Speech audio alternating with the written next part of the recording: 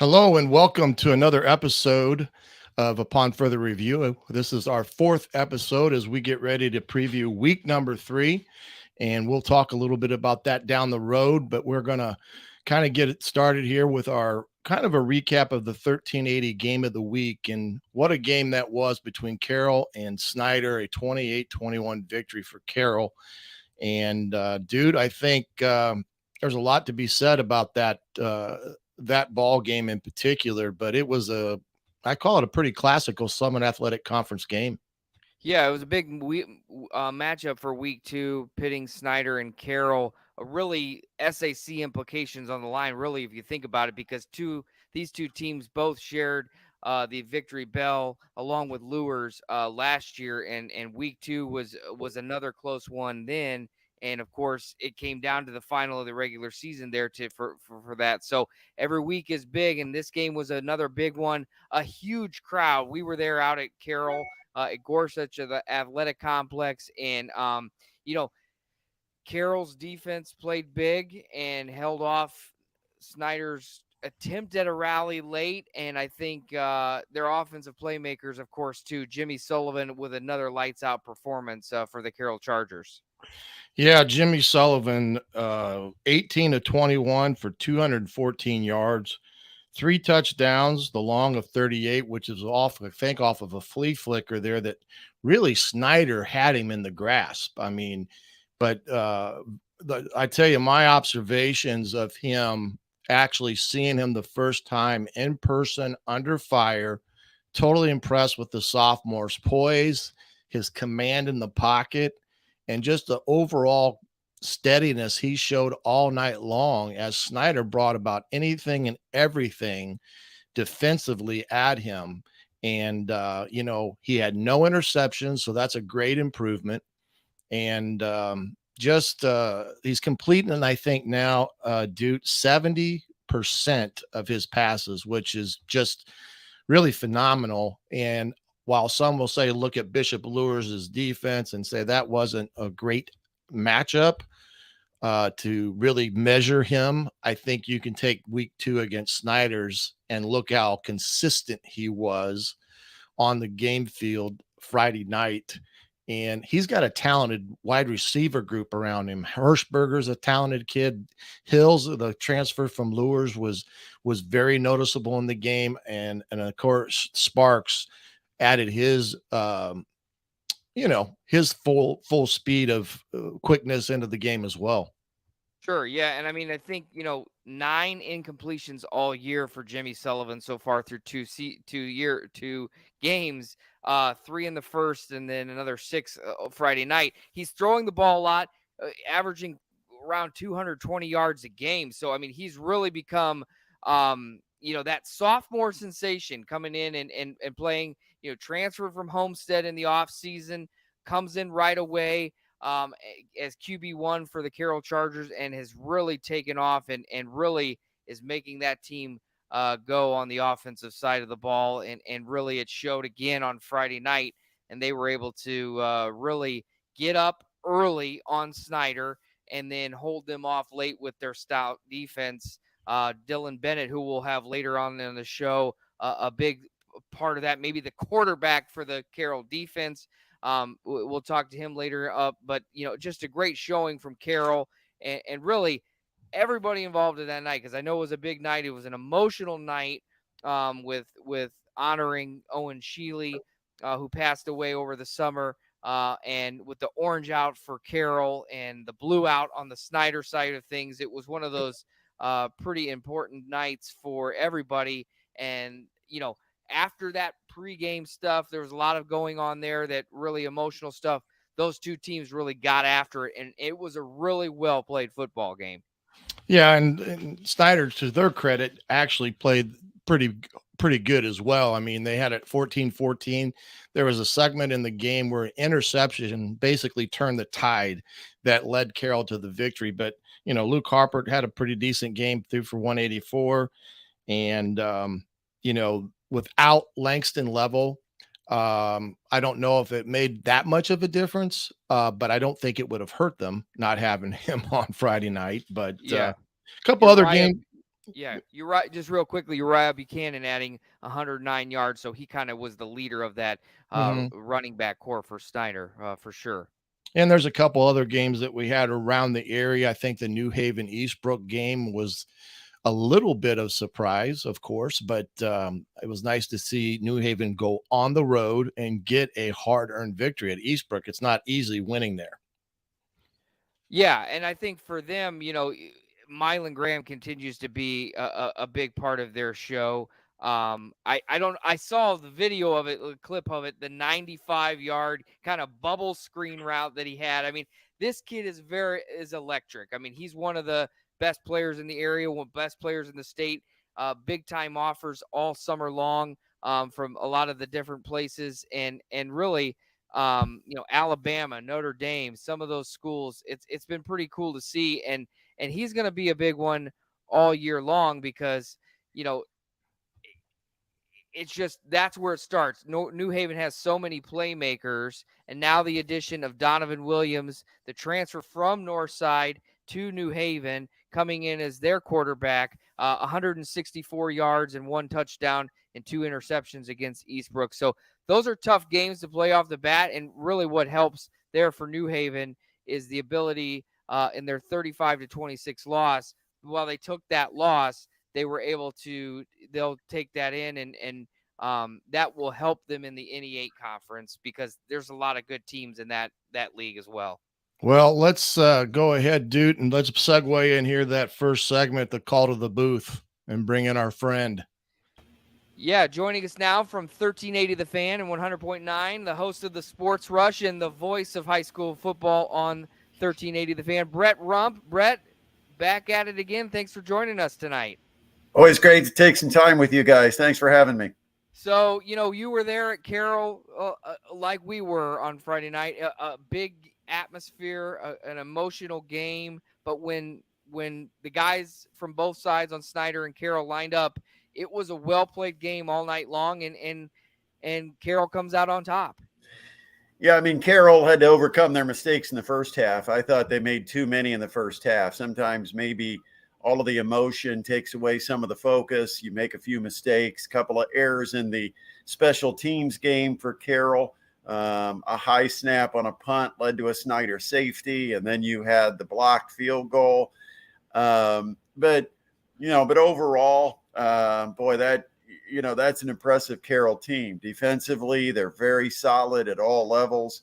And I thought Snider offensively in the front might have wore down a little bit, that Carroll front, but Carroll found ways to make enough plays to end up winning the game. And very competitive, very solid performances on both sides. I thought you guys were talking about Snider's loss of Langston Level.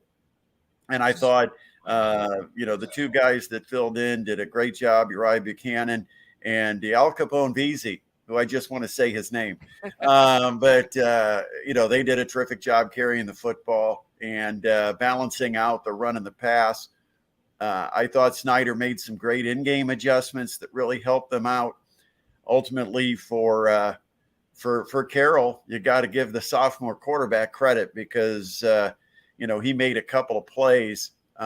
Jimmy Sullivan, of course, we're talking about, made a couple of plays on a couple of throws that turned out to be difference makers, including that beautiful strike to Hanson Hafner for the touchdown. I mean, it just turned out to be a little too much Carroll, I think. I mean, they deserved it. They won it. And fun, entertaining environment, great crowd, a lot of people supporting, obviously a good cause. And we'll be right back there this week.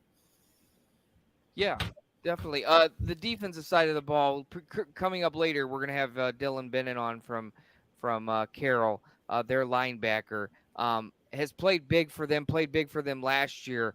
Their defense at Carroll is getting pretty stout, and I think that played a major role in slowing down Luke Hoppert a little bit to the point where he wasn't able to make maybe some of the throws that Snider would have made him needed him to make. Especially with the loss of Langston Lovell.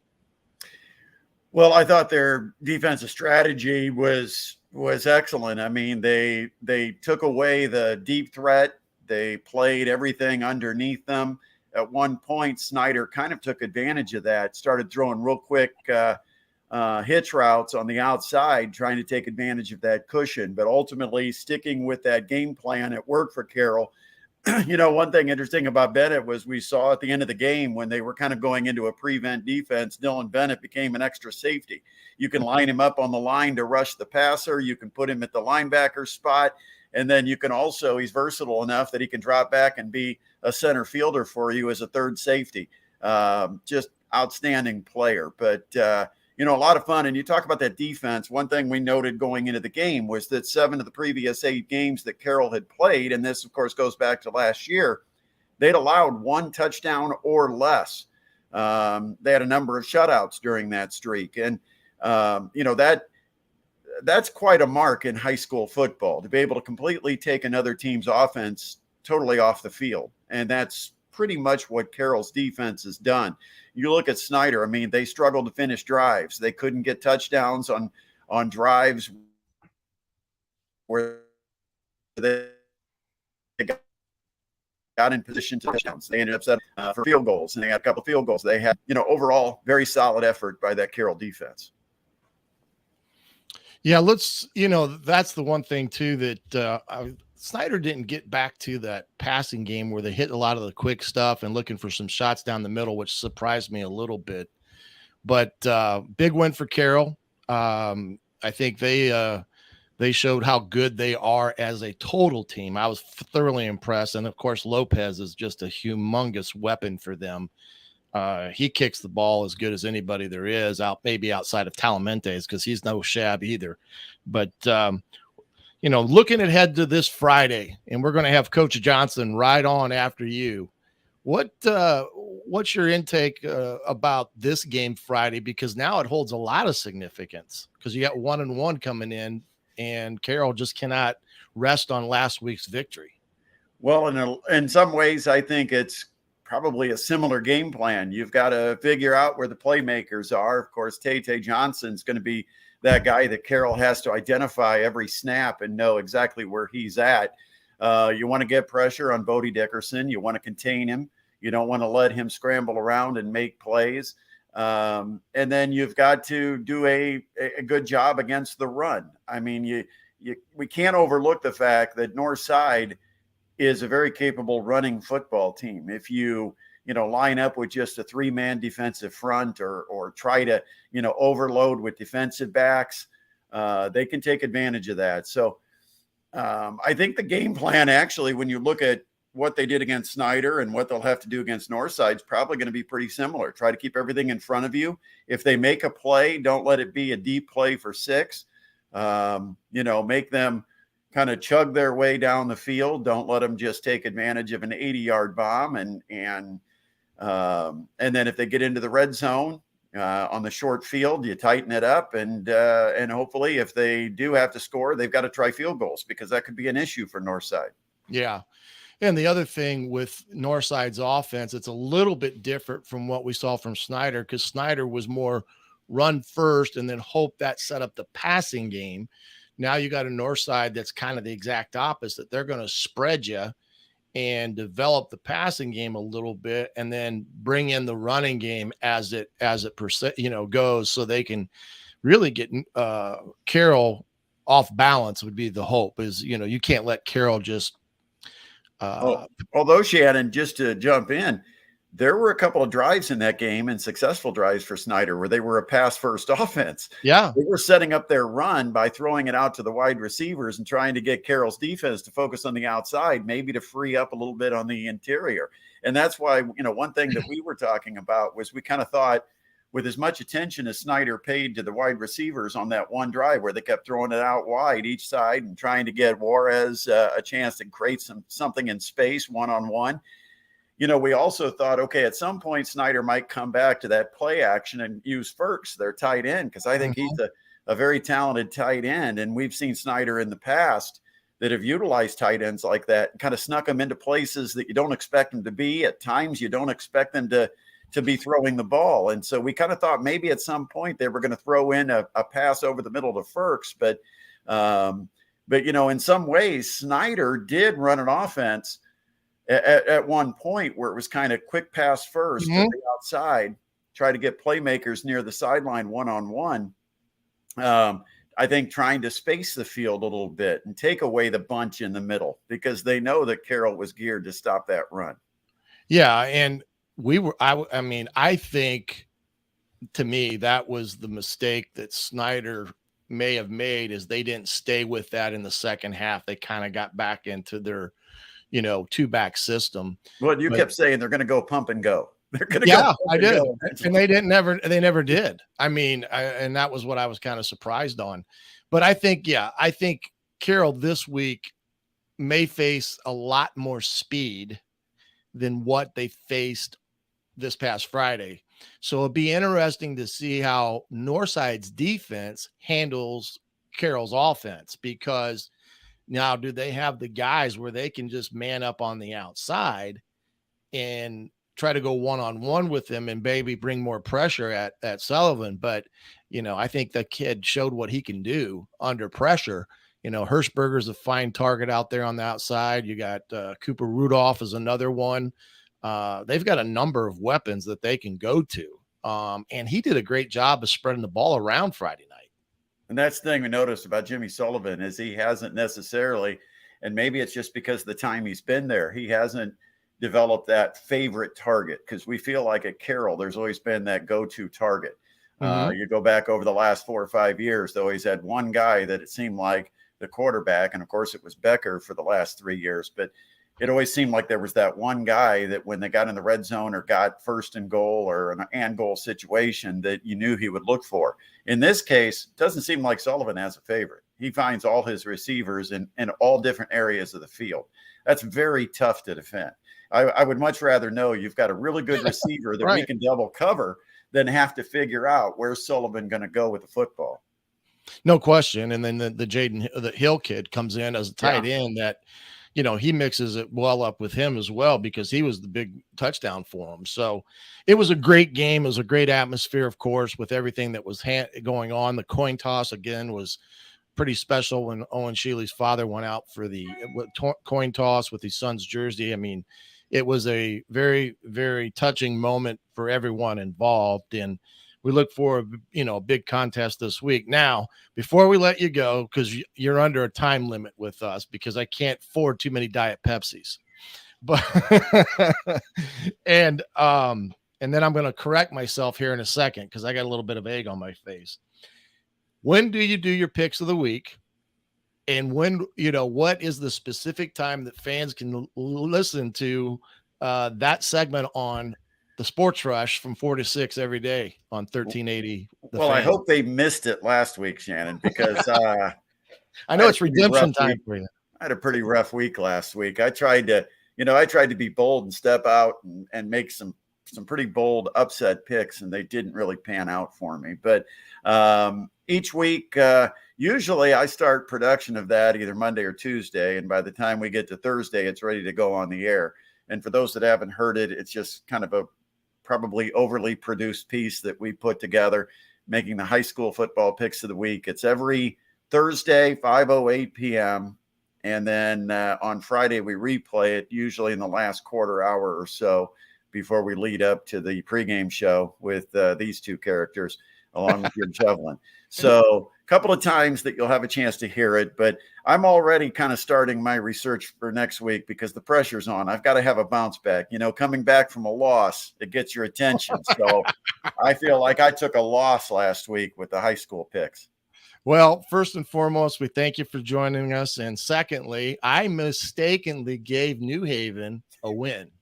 I'd have taken it because I picked New Haven in my pick. So, I was hoping. I must apologize for that because the Panthers of Eastbrook actually got that win. But I will say New Haven actually played them pretty tough down there in Pantherville, because that's not an easy place to go play. So my apologies for rewriting the record book on tonight for the New Haven Bulldogs. But we appreciate you coming on, of course. And you can catch Brett Rump on The Sports Rush every day from 4 to 6 on 1380 The Fan, 100.9 FM. We'll see you Friday. Rumpy. I think you heard me. All right. We'll see you. Thanks to Brett Rump from 1380 The Fan for joining us upon further review with his call to the booth segment, as we've been calling it. And we'll be out at Carroll again next week, like he mentioned, Coach, with another big one in the SAC with Northside and Carroll. No question. And, one of the biggest things that we're able to do here, and we appreciate it, and we're going to bring in Coach Ben Johnson Jr. from Northside Legends, and with a big victory last week against Bishop Dwenger. First time in 9 years, is that right? Or how many? I was told 12 years. 12 That's years. what I was told 12 years, but Yeah. I'm not sure. 12 years, yeah. It's You don't between care. 9 and 12, Yeah, it was too many, and you didn't really care because you guys broke the streak there. But that was a great game for you. It seemed like your kids battled really well. I mean, that you guys were down, you came back, and Bodie Dickerson, 15 to 21, 190 yards. Kind of give us a recap of your guys' game against Dwenger from your perspective, Coach.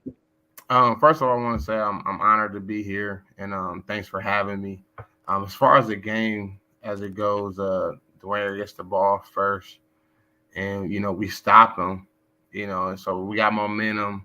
In the first play, we make a mistake. We put the ball on the ground, something we shouldn't have done, and we put the ball on the ground in our own territory, and it cost us big time. And Dwenger go out and they score, and that was tough. And then we come back and we score, and then they end up going up 2 scores. So now we're down 20 to 6.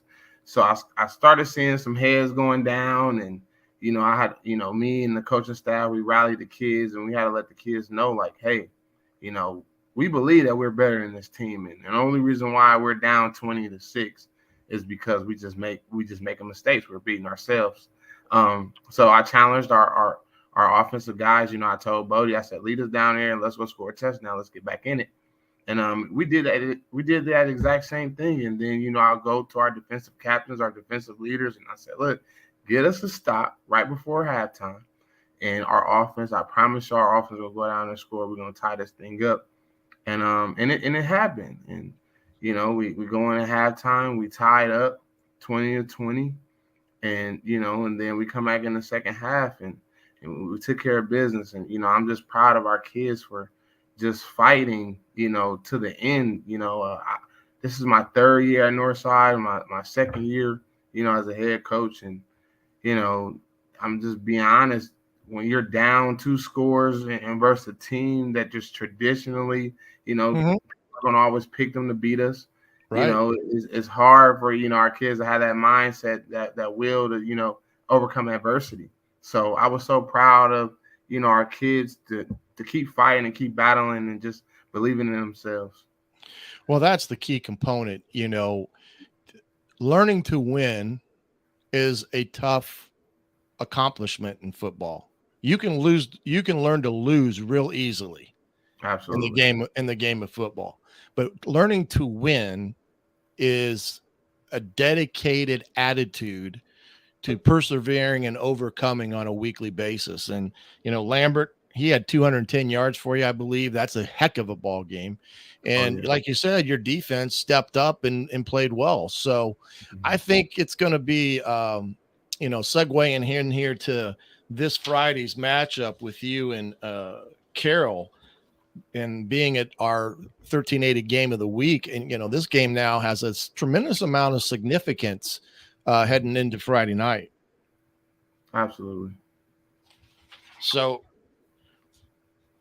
dude, you want to get a couple of questions from your perspective from Coach here? So moving ahead to Coach to Carroll now, turning that page from the big win on Friday night against Bishop Dwenger, the blackout that PSM put on in conjunction with your school, and the fans were there. The crowd was packed, and a huge win, first win over Dwenger in 12 years. To turn the page now, to get ready for another good team, because you guys have that top heavy schedule with Snider and Dwenger and now Carroll. Turning that page and getting ready, what's the mindset of what was the conversation like Friday night in the locker room to get as you start to prepare for the Carroll Chargers? I told the kids, hey, celebrate, feel good about this win because you guys deserve it. But after tonight, when we show back up at 8:30 a.m. For film on Saturday morning, it's 2 words: it's lock in. I told our kids I need them to lock in, not just on the football field, but when they leave school, when they're at school and they're in the classroom, they need to be locked in on their academics, locked in on being, a great son at home, a great family member, taking care of their bodies, because you don't win games on Fridays. It's what you do, that preparation time that we are allowed to get from Saturday till Thursday. So the 2 words that I told the kids, we just got to lock in. This Dwenger game didn't win us a championship. We didn't get, they didn't give us the bell. We didn't win a sectional title. We got to stay locked in the moment. And our goal is the SAC championship. And if we want to win the SAC championship, we have to do what we got to do to win the game this Friday. So the 2 words this week is lock in. Sure. Talk about Bodie Dickerson coming in, a big addition for you guys in the offseason. Talk about not just what he brings on the field with his athletic attributes, but really that leadership quality that he has for his Legends teammates. Oh, so from day one, he jumped right in and just took a leadership role. The kid literally, he didn't adapt to us. It was just like, hey, my name is Bodie Dickerson. I play quarterback. I love playing quarterback, and I'm happy to be here. And the kids just gravitated to him, from day one. And as far as just off the field, man, the kid is just a very high character guy. He has a great family. He's very smart as well in the classroom. I believe he has a 3.6 or a 3.7 GPA. He's in all honor classes. The kid is just a very, very great kid. And, our kids voted him unanimously as a captain. So Bodie Dickerson, he's just awesome all around kid. Yeah, and that's huge for you. And one of the things you've talked about kind of all off season, and really as you kind of try to rebuild this Northside program and get things going again, is the buy-in from really across the school. Not just the players that line up and wear the jerseys on Friday nights, but the athletic administration, the kids in the hallway. We the North has become that mantra. Just talk about that the support of the Northside community as this team continues to grow under your leadership. So, when Principal West and our athletic director, Mr. Klein, they gave me the opportunity, I just told them, this not just about football for me. Like, I want the entire school, the entire athletic, programs to be good in all things. And I know that the football, team kind of sets the tone for that because we start in the fall. So, I'm just, I'm getting the teachers involved. I'm constantly communicating with them, each and every day, about kids' grades, their behavior. We formed a mile list this year, and the mile list is just making sure our kids stay disciplined throughout the day. If you got a tardy, you got a mile. If a teacher emailed me about your behavior, you got a mile before practice. If your grades slip under a C plus, you got a mile. So just giving them that discipline, letting the teachers know, like, hey, I got your back. With any of our kids that's not, not doing the right things, and the kids that bought into it, they don't fight me on it. They making sure their assignments in on time, and they're being great student athletes. Our GPA has tremendously gone up from last year. So just being more hard on them, and getting the teachers involved. Letting our teachers wear the game jerseys on Fridays, and collaborating with the band. We got an awesome band at Northside.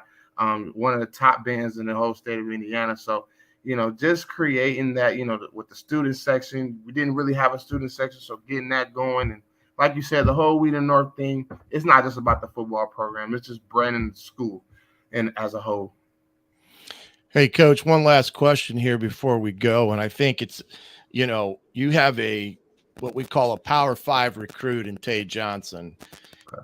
Talk a little bit about that from your perspective now that you've got a kid that has a lot of people that are wanting to utilize his skills at the next level, and how that's played out for you and for Tay in some respects, because there's a lot of pressure on him.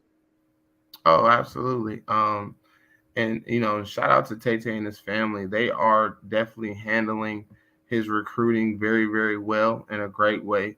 The kid is one of the most humblest kids I've ever coached at his type of caliber, and I've coached Austin Mack, Craig Young, top players in the state. And that kid right there, man, he always has his head down, and he's just always working. He's always grinding. He doesn't, let offers, give him the big head. He shows up to practice on time. He stays after late. He's always conditioning, working on his body. He's always training. The kid is just a total gym rat, when it comes to getting better. And, he's also a great teammate as well. It's not about him. Like the kid want to see, other kids on our team get offers as well. And sure, that's what you got to love about him. He's just always like, hey, the ball's going to come to you. Let's just keep working, just got to love him. Just an all around great kid.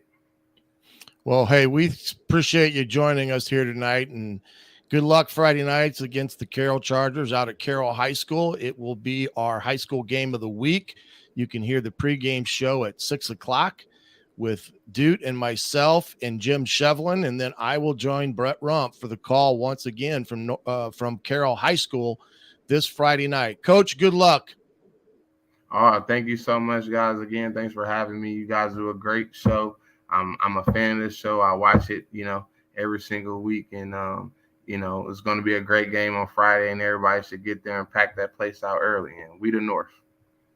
All right, Coach. Good luck. We'll see you. All right. That was head coach Ben Johnson Jr. from the Northside Legends joining us beyond the X's and O's here on the Upon Further Review podcast. And from the Northside Legends, Coach, over to the Carroll Chargers, we've got a great one coming in, and linebacker Dylan Bennett from the Carroll Chargers. Dylan, thanks for joining us tonight. How are you? I'm doing great. Thank you for having me. It's a blessing to be here. Blessing to talk to you guys. Sure. Thanks for joining us. Another big game, first off, off the bat this past week against Snider. You guys handle business, come out with the big win, and moved to 2-0 in the SAC now. It was definitely it was a hard week coming in, knowing that we lost a brother. But we had players step up, when some of us couldn't make the plays, and we knew we had somebody else to do it. And when all 11 guys are invested in the game, as much as I am, and Jorge is, and Braden is, and Jaden Hill is, like, once you get a bunch of those guys, everyone takes turns stepping up and making plays when it's hard. Sure. The defensive side of the ball, we've talked a little bit about it, all throughout the summer into this, how big you guys look, how tough, and really you guys have shown up big in the first two games. Just talk about that unit, that brotherhood that you guys have, and the ability to work together and really get all over the field.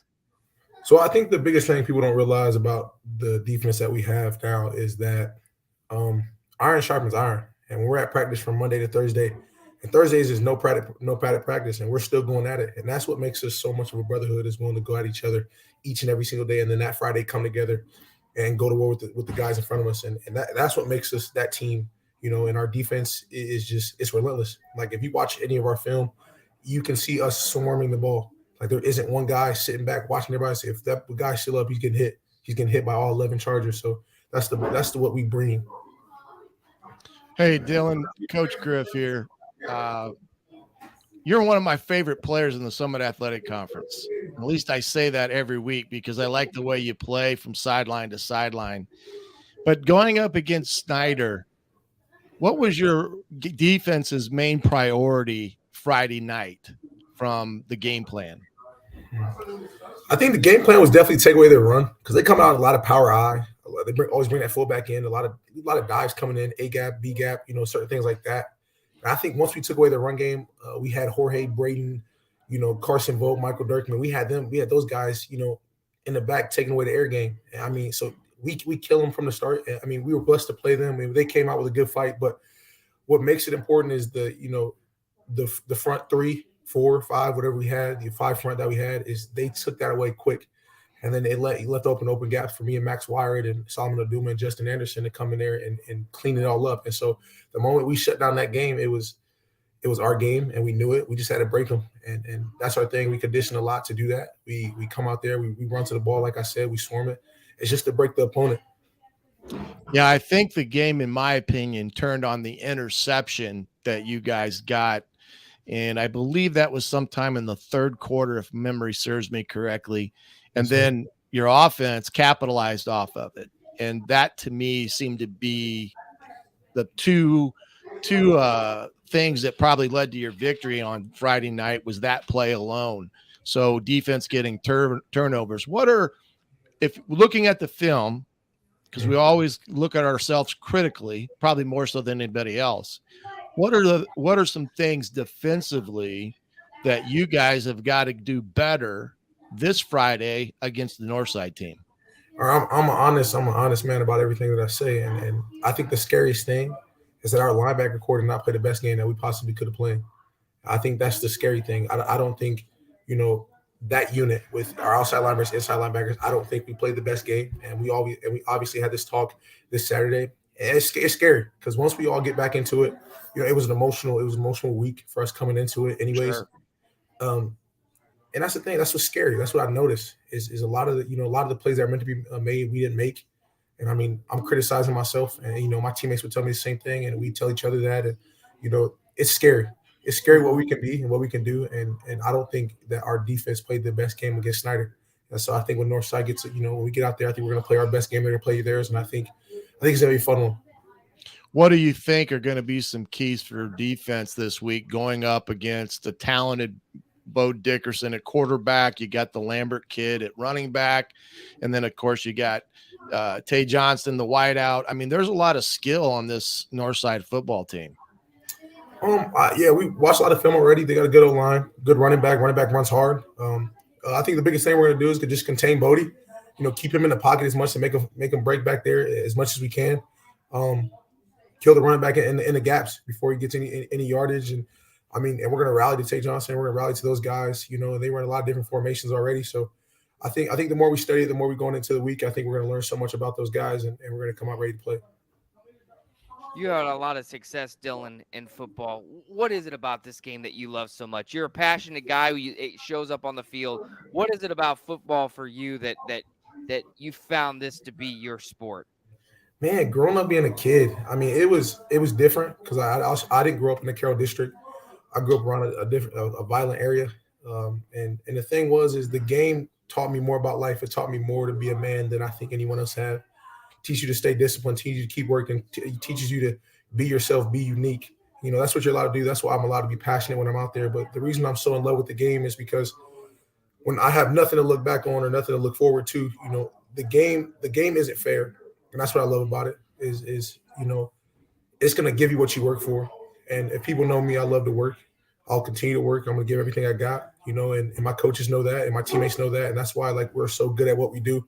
Is because we all expect something out of each other, more so than others, And the reason I love it is that when I go out there, I feel like me. I feel like when I put on the jersey, when I put on the helmet, I feel like I don't feel like I'm unstoppable, but I feel like I know what I'm doing in life. I feel like this is the ticket out for me, and then my guys and a lot of guys, on our team have the ticket out. So I mean, it's a love and a passion. I never got sick of it. I don't think I ever am. I think I'm always going to be in love with the game, and I want to take it as far as I possibly can.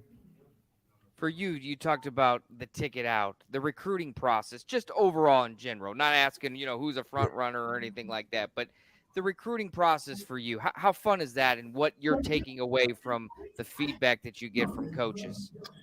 I mean, there's so much, my game is like I learned so much from the coaches because they watch so much of my film and they learn so much of me and how I play.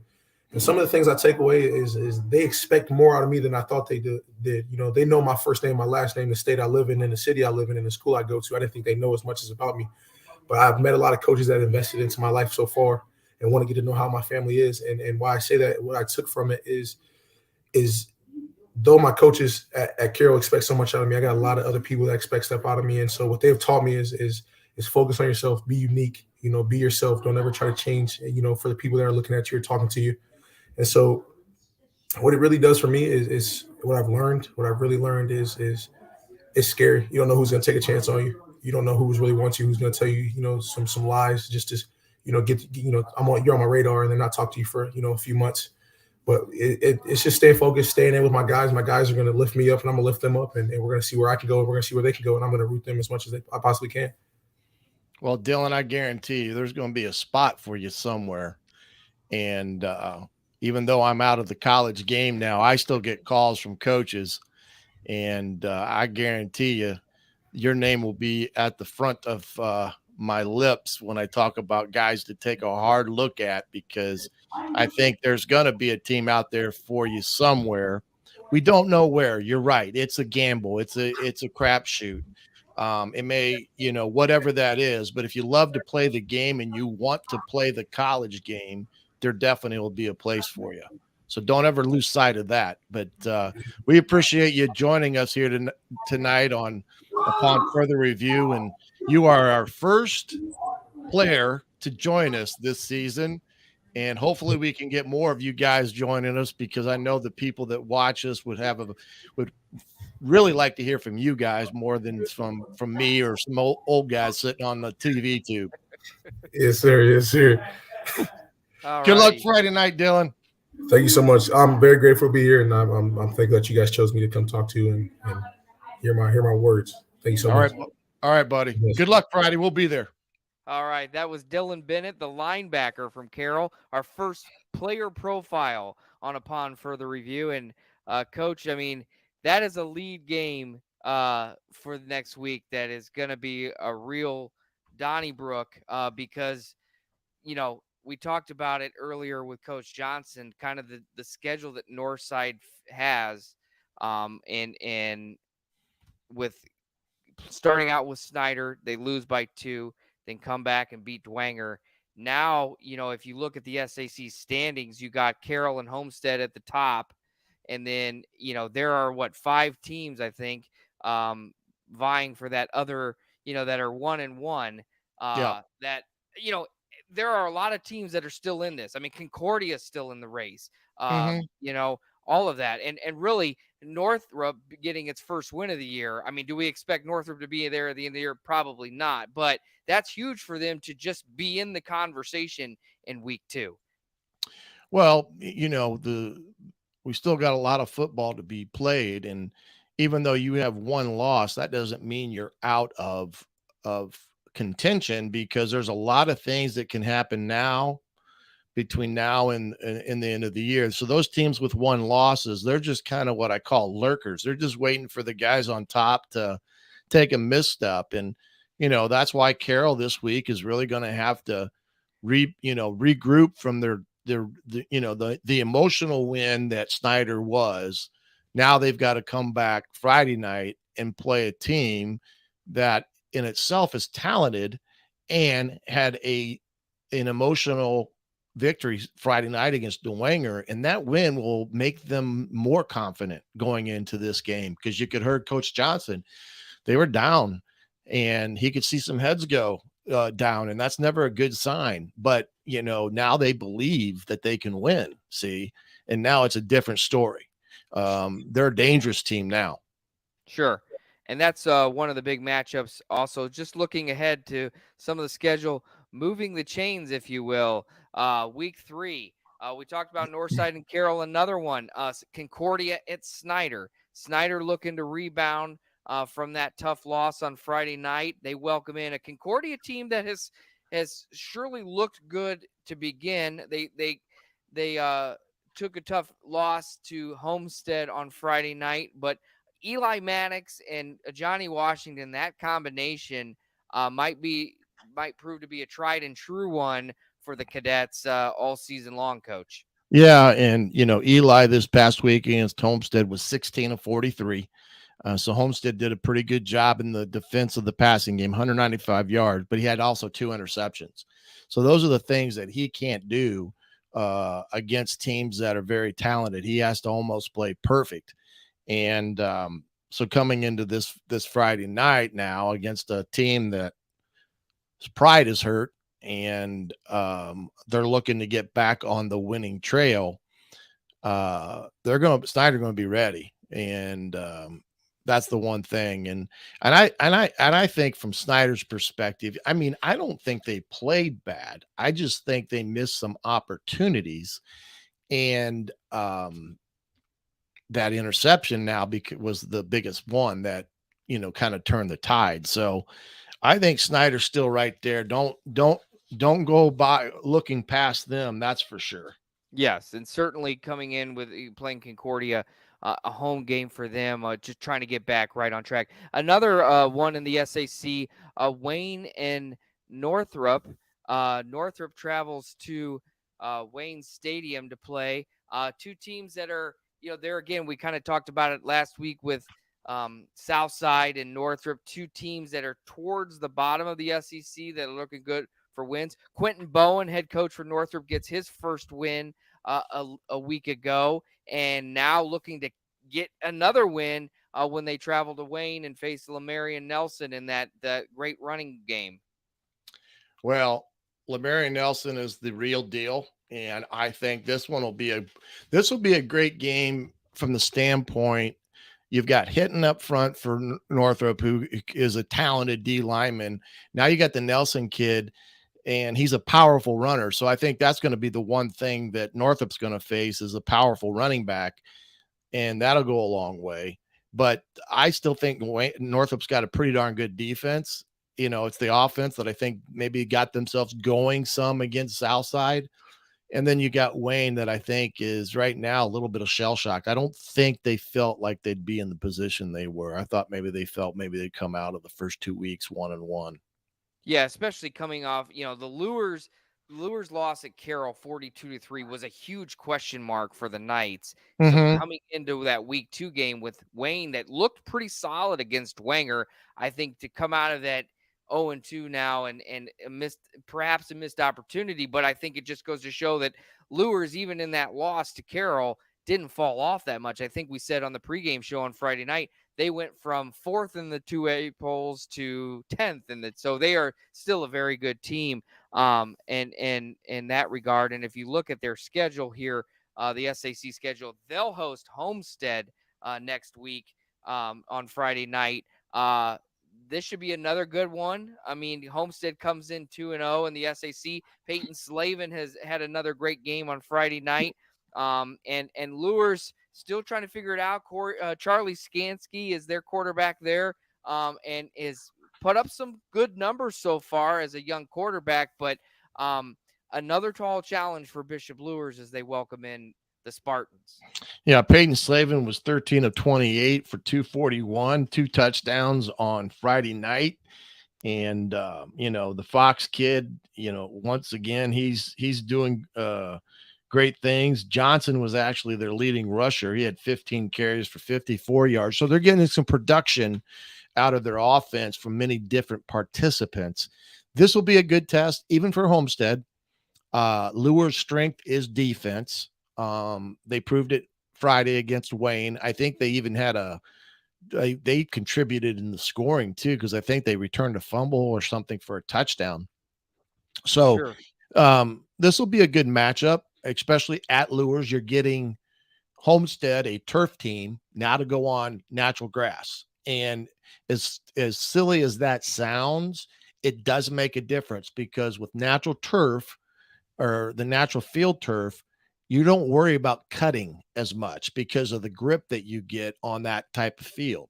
On grass, it's different, and a lot of kids now, they're just wearing very thin spikes, rubber spikes. In the old days, you had screw-in cleats for grass fields, and it can make a difference. And it may slow Homestead down a little bit. Sure. Another, the 5th SAC matchup, going back a little bit, if you're watching at home, Southside at Bishop Dwenger. Dwenger comes back, they're 1-1 now. And they welcome in a Southside team that has struggled the last couple of years. A home game at Shields Field. I think this really probably benefits Dwenger to just kind of right the ship after a tough loss. But, we also say this in sports, don't let one loss become two. And Right. I don't know if Southside is that upset minded, but also too, you don't want it. You don't want what happened Friday night to turn into two if you're the Dwenger Saints. Well, they got woke up real quick because I'm sure when they were up, 26-3, they probably felt pretty good that they had things under control. And then all of a sudden it was a tie game at halftime. So I don't think there's any chance of them coming into this game with a attitude of we've got this wrapped up against Southside. So it'll be a good game. But Dwenger's got to bounce back. Like any of the teams that lost on Friday night, the biggest thing is to keep themselves in contention. That loss for Bishop Dwenger, if you said, okay, who's the team to lose to? That would have been the team in theory, because now you've got them as Northside. They could go be spoilers for a lot of people. And Dwenger still has to play the Homesteads, the Sniders, and the Chargers. So they're by far not out of it. So there's a lot of things that can happen, and they got a Northside team now that's, got their chances too. Sure. Now, and that'll wrap up our SAC matchups for the week. But coach, there's some other ones that are kind of interesting. Looking at the NE8 and some of the other games in across the area. One of them that jumps off the page will be Norwell and Leo on Friday night. Jason Dorfler, the new Leo coach, he gets his first win with a big win over Angola after really a disappointing loss, I would say, for the week one against Kokomo, though Kokomo is a very good team. And then Norwell just continues to keep rolling, coach.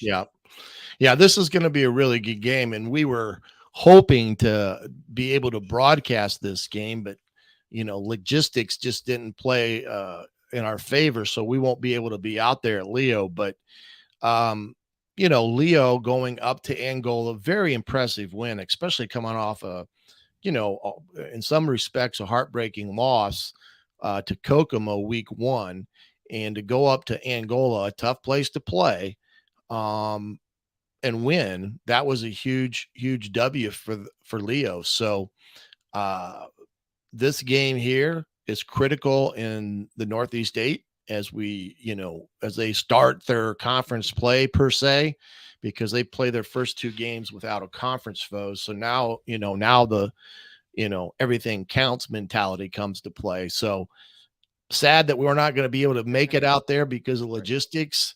But this would be a good game to keep your eye on Friday night. Yeah. And I mean, this is definitely a different Leo team. And we talked about, it was, the wishbone run wing tee offense of years past is pretty much gone. Kyler Decker, the Leo quarterback, 193 yards and 3 touchdowns through the air.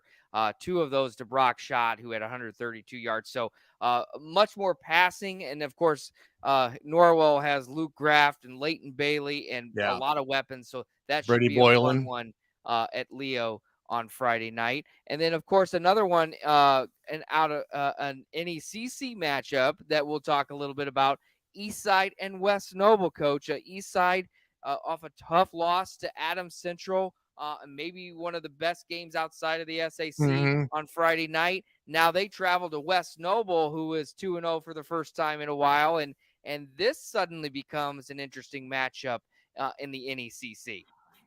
Yeah, I mean, Eastside took it on the chin there at Adams Central, and Adams Central again just keeps rolling along. I mean, they're a team that you never think that with what they do, they're going to get much notoriety and win games, and all they do is win, it seems like. And Eastside now tasting defeat for the first time in the regular season. Be interesting to see how they bounce back. I know Coach Mason will have them ready.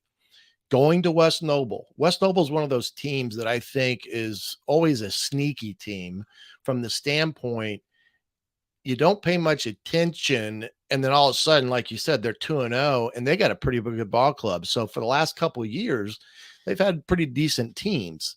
So this should be a pretty good game out there in West Noble. Yeah, good balance for the West Noble Chargers. Drew Yates, their quarterback, 113 yards and 2 touchdowns. And then Estel Pruitt had 120 yards on the ground with a touchdown. And congratulations to Monty Mahater, the West Noble quarterback, just cracked 100 career wins in week 1. So he's that's a nice milestone for him. But so some really interesting games this weekend, Coach, and it should be a fun Friday night once again. A lot of great performances, and one of the things we wanted to talk about each week is try to have what we call our top dog. Basically, we kind of go through and look at some of the stats from Friday night and the week that was, and kind of particularly the winner teams too, the winning teams, and kind of put it out on our Twitter page. You can find us at UFRS_SAC. And if you look, Coach, we took our week 2 Twitter poll here. Who was week 2 upon further review top dog? We had Bishop Lures, Charlie Stansky. We had Omarion Rogers from Northrop, Jimmy Sullivan from Carroll, and Bodie Dickerson from Northside. And the fan vote came down over 200 votes in the last day or so. 42.8%. It goes to Omarion Rogers from Northrop.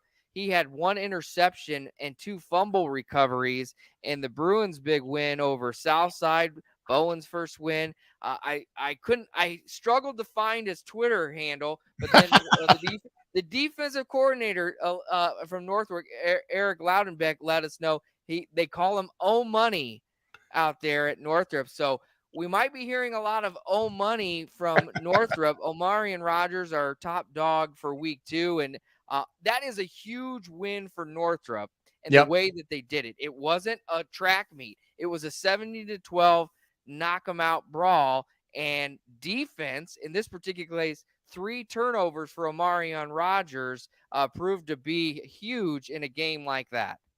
Well, and that's the one thing defensively. I think they have a pretty good defense, and they're capable of making teams make mistakes. And they did it against Homestead. I mean, they had 2 takeaways against Homestead. So, I don't know what their offense did, but they're already, I think, +5 on the year defensively in turnovers. And that's what you've got to have to win football games. You've got to have defenses, not just go out and stop the run and keep them from scoring. But the way you do that is you get takeaways. And when you get takeaways, you have an offense that's got to be able to take advantage of those takeaways, even like we saw Friday night with Carroll. Good teams, when you make turnovers and take the ball away, find ways to score points. And, in some respects, when that happens, it's like a 14-point turnaround. So good for Mr. Rogers and Money. Yes. And again, we turn that over to the fans for voting. So hopefully we'll get more participation here in weeks to come.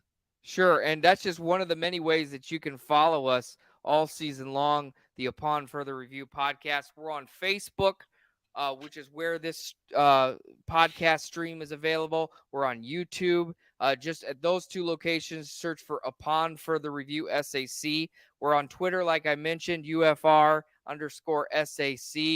You can search Upon Further Review SAC as well. Of course, Coach is on Twitter. I'm on Twitter. And our podcasts are all available on many different platforms. I know we go through Anchor, and then it kind of gets distributed throughout. So you can find us on Apple Podcasts and Spotify and really anywhere you get your podcast. So that way, you can listen to on the car on the way over to the games on Friday nights, or while you're at work, or just want to watch us on Wednesdays at 7 live on our streams.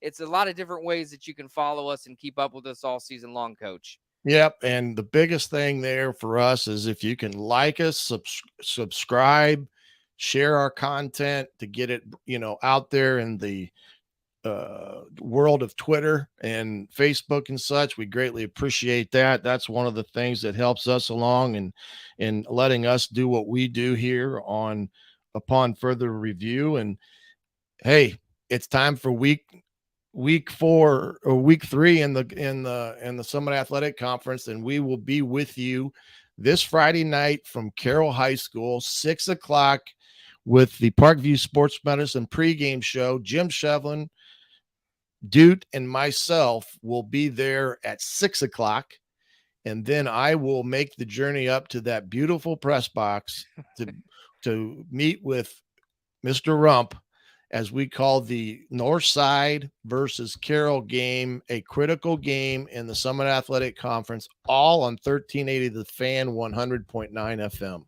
Sure. And it's going to be a fine one. The post game again at the Pine Valley Pizza Hut. So they call it 7 hours of coverage. If you throw in there Brett's show, the Sports Rush on 1380 The Fan and 100.9. But yeah, Northside and Carroll, another big SAC tilt this week. And Coach, it looks like we're out of time, and we're getting ready for Friday night. So I think it's time to pack it on up. Well, we'll see you Friday night, Dude, and everyone there at the game. Don't be afraid to stop by and say hello. All right, for the coach, Shannon Griffith, I'm Eric Dudkevich. Thank you for joining us on the Upon Further Review podcast. Until next week, enjoy the Friday night games, and we'll talk to you next Wednesday at 7:00, wherever you get your podcasts.